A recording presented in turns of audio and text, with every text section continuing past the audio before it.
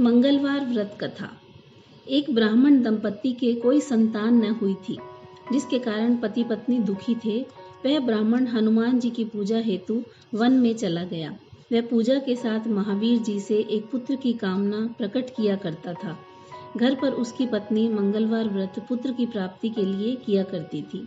मंगल के दिन व्रत के अंत में भोजन बनाकर हनुमान जी को भोग लगाने के बाद वह स्वयं भोजन ग्रहण करती थी।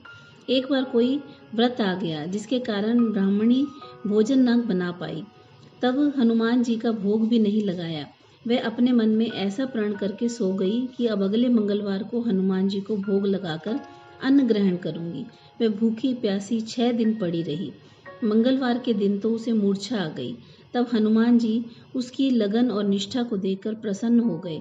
उन्होंने उसे दर्शन दिए और कहा, मैं तुमसे अति प्रसन्न हूँ। मैं तुझको एक सुंदर बालक देता हूँ जो तेरी बहुत सेवा किया करेगा। हनुमान जी मंगलवार को बाल रूप में उसको दर्शन देकर अंतर्ध्यान हो गए। सुंदर बालक पाकर ब्राह्मणी अति प्रसन्न हुई। ब्राह्मणी ने बालक का नाम मंगल रखा। कुछ समय पश्चात ब्राह्मण वन से लौट कर आया। प्रसन्नचित्त सुंदर बालक घर में क्रीड़ा करते देखकर वह ब्राह्मण पत्नी से बोला, ये बालक कौन है? पत्नी ने कहा, मंगलवार के व्रत से प्रसन्न हो हनुमान जी ने दर्शन दे मुझे बालक दिया है। पत्नी की बात छल से भरी जान उसने सोचा, यह उल्टा व्यभिचारिणी अपनी कलुषता छुपाने के लिए ये बात कह रही है। एक दिन उसका पति कुएं पर पानी भरने चला तो पत्नी ने कहा, मंगल को भी साथ में ले जाओ।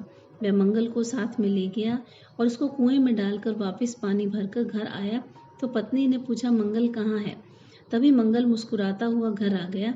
उसको देख ब्राह्मण आश्चर्य से चकित हो गया।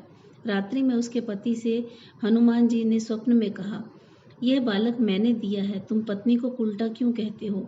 पति ये जानकर हर्षित हुआ। फिर पति पत्नी मंगल का व्रत रख अपना जीवन आनंदपूर्ण व्यतीत करने लगे। जो मनुष्य मंगलवार व्रत कथा को पढ़ता या सुनता है और नियम से व्रत रखता है, उसके हनुमान जी की कृपा से सब कष्ट दूर हो जाते हैं।